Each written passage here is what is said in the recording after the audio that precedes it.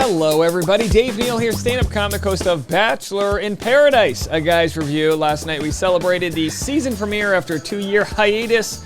Tons of fun. A lot has changed in the last 2 years. We have a global pandemic wreaking havoc, a once-in-a-100-year virus making its rounds. I'm not talking about you, Queen Victoria. Come on, folks. We're all here to have fun. Now, listen, David Spade, look, 2 years ago, we had Chris Harrison. So their babies have been born since then. Joe got together and broke up. A lot has happened in the last 2 years, right? I was nowhere to be seen, and here we are.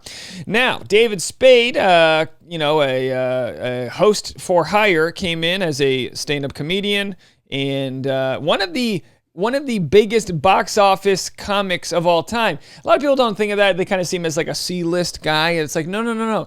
David Spade has longevity. A lot of times in comedy, you don't last more than a couple movies or TV shows because your character gets worn out. He has been able to sort of reinvent himself, and he's been a fan of Bachelor for a long time. So I'm sort of a fanboy. And listen, there's two types of people out there, people that get humor and people that are boring. Live a little, laugh, smile, come on.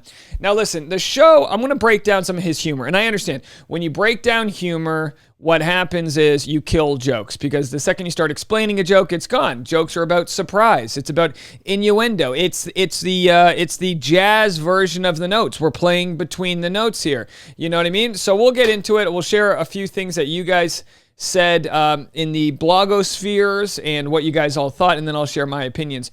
Brett Vergara said, I was going into Bachelor in Paradise with high expectations of David Spade hosting, and he's honestly exceeding them. You love to see it. I agree.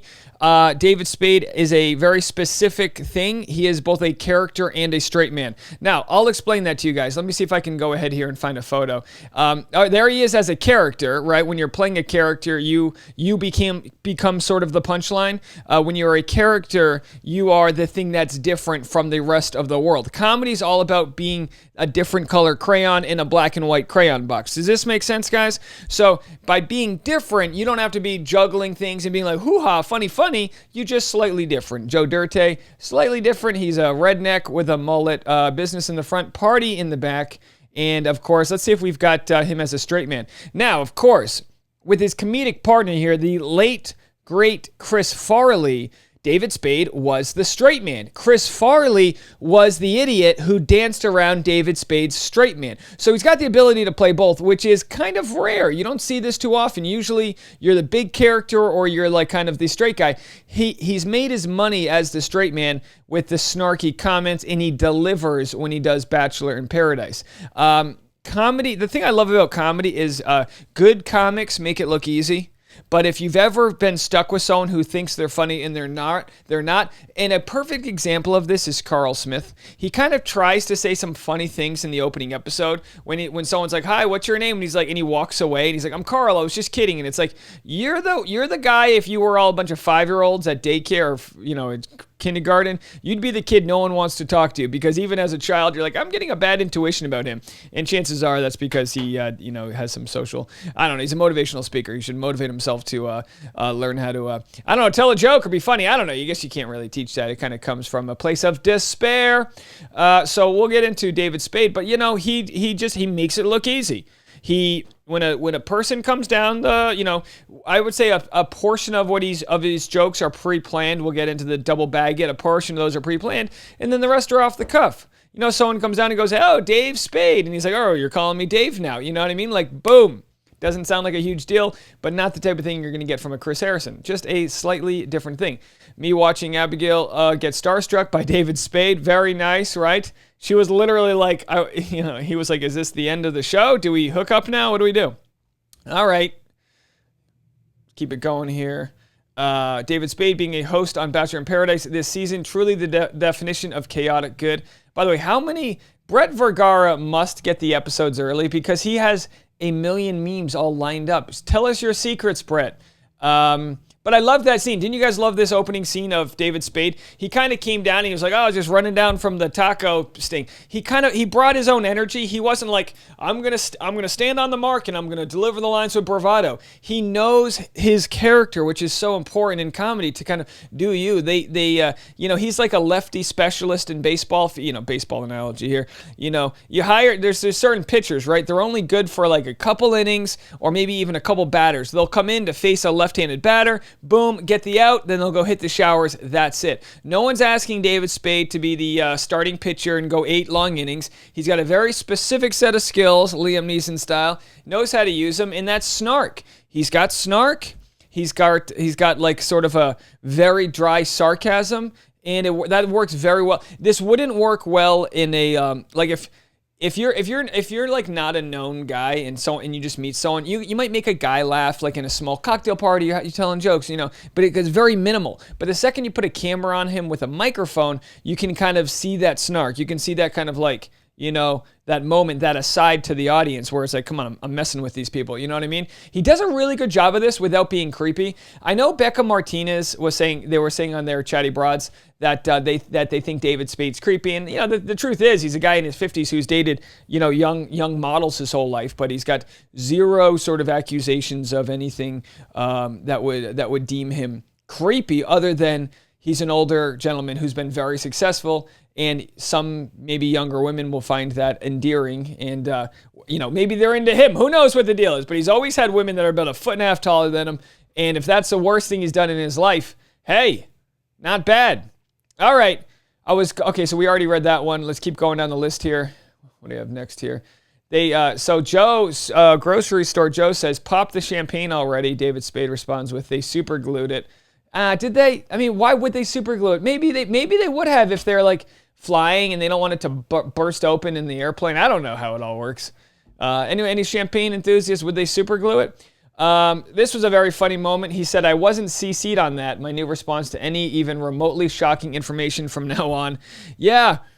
Did a good job there. With his wit. All right, I'm not here to fluff him up too much. Crabs are just spiders with good PR. David Spade. Chris Harrison could never. Justin takes the batch, said David Spade for the win. I cannot express how pleased I was with our celebrity guest host. It just freaking worked. He makes jokes about Grocery Store Joe, double bagging it, Kenny finding tuna on the beach, and most importantly, made fun of how ridiculous this show and franchise really are. It shifted the whole tone of the show, and I loved it so much. I cannot wait to see the other celebrity hosts now. This is exactly what the show needed. A breath of fresh air. Oh, way to say it, Justin. I couldn't have said it better myself. It's nothing against Chris Harrison. Chris Harrison is from the era of chivalry and here's the rose. It's the greatest season of all time. And then David Spade's of the era of, oh, you're going to love it. Maybe you won't. I don't know. We'll see. You know what I mean? It's like, okay. If David Spade was a salesman, he'd be like, you should buy it, but I don't know. Maybe it'll break down in a few years. Maybe it won't. I don't know. What do you think? Maybe, I don't know. Very kind of passive in his approach. So anyway, what do you guys think? Leave a comment and let me know. Again, I generally enjoy the sort of irreverency that comes. It's like David Spade at the end of the episode spoke about, all the crabs. Very irreverent. I love it. I just love this style of humor. It's very irreverent. Like, I'm sure he didn't know he was, like a year ago, he wouldn't have thought he'd be on Bachelor in Paradise making jokes about the crabs in his chateau. But this is where we're at. As a comic, you're I can't speak for anyone else, but your brain is constantly on fire thinking of ideas about what's not normal around me. And if he's opening if he's, getting his day together and a crab jumps out at him, all right, well, there's a lot of crabs everywhere. You start to acknowledge things that are slightly out of place, and that's the different types of humor you have, where you've got two peas in a pod, which would be multiple characters, like Demi and Victoria would be two peas in a pod. They would just wreak havoc on anybody. But then you've got scenarios where you've got the straight man character, which, as I said before, would be Chris Farley being the character and the straight man being David Spade. And it's very important to be able to see the differences, the dichotomy between what's normal and what's a little strange in a scenario. And I believe, for me, good comedy plays up to the intelligence of the audience, which might be a problem with Bachelor in Paradise, because, put it this way, comedy doesn't work overseas. The first thing I noticed when I studied abroad in France was that, A, I lost all my humor and charm. And I don't know if there's a difference between humor and charm. They're kind of intertwined, right? And it was because I couldn't speak French good enough to be witty, to do that jazz. All I could speak French was the scales, the notes on the page. And when it comes down to comedy, like there's a reason why action movies do well overseas. There isn't much dialogue. It's easy to see The Rock jumping out of a burning building. What's very hard to do is to explain what Will Ferrell is with Mark Wahlberg. Now, they're a great weird team themselves because Mark Wahlberg generally plays a straight guy and Will Ferrell's a goofy guy. So Mark Wahlberg, even though he has his own character as like a macho guy, is a straight guy. You could go on all day long about straight man characters, but I think you get the point here. So as the people try to like play it seriously and kind of do their thing and like search for love, he's just going to be there as like the court jester. I love it so much, and I'd love to know what you guys think, and I'd love to break it down even farther as time goes on. I hope he's around for at least a couple more episodes. And there could be a permanent spot there for him because, to be quite honest, it sounds like a pretty cushy gig. I don't see anyone looking down on David Spade for hosting Bachelor in Paradise. The guy is in the Adam Sandler family, which essentially means whenever Adam Sandler makes a movie and he wants him in it, he gets the phone call. He's made his bread and butter by being associated with the Saturday Night Live alumni. So the guy's in a good space. And anyway, for the Becca Martinez to say, oh, he's creepy, it's like, okay, well, I think in this day and age, in order to like keep, and I don't say this lightly, but I think if we're gonna be like just calling people creepy because he's an older guy who's dated younger women, I mean, you've got that on the show where it's like, where do you draw the line then? What's creepy? Is Mari, who's 25, right, dating Kenny, is that creepy? It's a 15-year age difference. What are we talking about, folks? What is creepy? Is he creepy? Is David Spade creepy because he knocked up a Playboy playmate and they have a kid together? Is that creepy, or is it like, I don't know. I'm not here to defend him. I'm just here to say, like, what's the threshold? What's the boundary here? What are we talking about? Like, let's talk about it further. If we're going to call someone creepy, let's talk about it further. I wonder if we are so used to just finding people's skeletons on the show that some of us, not anyone in particular, but some of us may look at a scenario where we go, oh, new person, what have they done problematic in their day? And I responded on Reddit saying, hey, David Spade's pretty interesting. He had an assistant who tried to kill him. That's a fantastic story. If you Google that, you can find that in plenty of different venues. He tells this amazing story.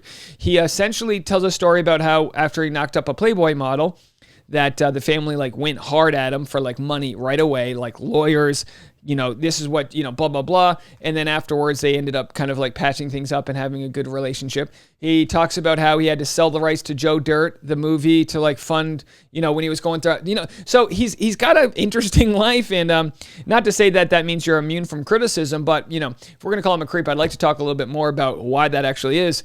I don't know. Am I coming off like a creep? You know what I mean? I don't know. I actually thought it's very easy with comedy to go blue, which is the term for going dirty. And I think David Spade did a really good job of not inserting himself into like what he thought of people. He did a good job of he commented on the guy's looks. He made fun of his own looks, how he has no muscles and this and that. He did a really good job of self-deprecating, but he wasn't creepy in the sense where he was like, whoa, somebody looks really good. He didn't do any of that. So maybe they're basing it off of his past life, but I'd love to know more. And hey, my DMs are open if anyone wants to let me know. All right, folks, that's my thought on David Spade. Leave a comment, voicemail if you want. I'm going to be making a voicemail video, 401-213-9828. As far as I can tell so far, Bachelor in Paradise, as interesting as I think it will be, I don't think it's going to generate as much discussion as The Bachelorette or The Bachelor does. I think we get to see different relationships play out, so the stakes aren't as high. I could be wrong. It's week one, so whatever, they're setting the table for a lot of drama that's to come, so we'll have to see how it all goes. As you guys know, I will be sharing all of that information. Follow me on Instagram @DNeals, and like this video and hit subscribe. I'll talk to you guys later. Bye now.